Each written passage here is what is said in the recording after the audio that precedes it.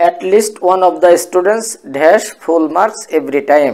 এটা শর্টকাট নিয়ম হচ্ছে ওয়ান অফ এর পরে যদি নাউনটা প্লুরাল নাম্বার হয় তাহলে ভার্বটা অবশ্যই সিঙ্গুলার নাম্বার হবে। তাছাড়া ওয়ান অফ দ্য স্টুডেন্টস মানে শিক্ষার্থীর মধ্যে একজন হলে বোঝা যায় যে সিঙ্গুলার নাম্বার, এরপরে অবশ্যই সিঙ্গুলার ভার্ব বসবে। আর সিঙ্গুলার ভার্ব চেনার একটা সহজ উপায় হচ্ছে সিঙ্গুলার ভার্বের শেষে এস যোগ থাকে। কতে আছে গেট, এটা সিঙ্গুলার ভার্ব নয়, এটা হবে না। খতে আছে গেটস, এটা এস যোগ আছে, হতে পারে সিঙ্গুলার নাম্বার, এটা সঠিক হবে। গতে আছে আর গেটিং, এটাও হবে না। ঘতে আছে হ্যাভ নট, এটাও সঠিক না, অতএব খ হচ্ছে সঠিক। Thank you.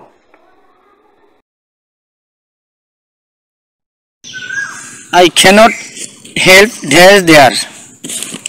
আমরা একটা সূত্র জানি, would you mind, do not mind, with a view to, look forward to, can not help, could not help. এই ওয়ার্ডগুলোর পরে অবশ্যই ভার্বের সঙ্গে আইএনজি যোগ হবে।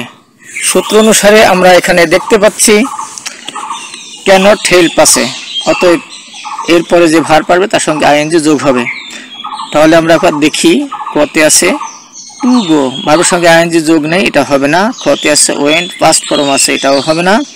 গতে আছে গোয়িং, এটার সঙ্গে ভার্বের সঙ্গে আইএনজি যোগ আছে, অতএব এটা সঠিক হবে। গতে আছে হ্যাভ গন, এটাও হবে না, অতএব সঠিক গো। Thanks. The old man can not help dash a cup of tea. আমরা একটা সূত্র জানি, would you mind, do not mind, with a view to, look forward to, can not help, could not help. এই ওয়ার্ডগুলোর উপরে অবশ্যই ভার্বের সঙ্গে আইএনজি যোগ হবে। যেহেতু এখানে ক্যান নট হেল্প আছে, সুতরাং এর পরবর্তী যে ফাঁকা জায়গা আছে এখানে অবশ্যই ভার্বের সঙ্গে আইএনজি যোগ যেটা সেটা বলবে। কতে আছে ঠিক, ভার্বের সঙ্গে আইএনজি নেই, এটা সঠিক নয়। খতে আছে ড্রিঙ্ক, ভার্বের সঙ্গে আইএনজি নয়, এটাও সঠিক নয়। গতে আছে টু ড্রিঙ্ক, ভার্বের সঙ্গে আইএনজি যোগ নেই, এটাও সঠিক নয়। ঘতে আছে হ্যাভিং, ভার্বের সঙ্গে আইএনজি যোগ আছে, অতএব এটাই সঠিক। Thank you.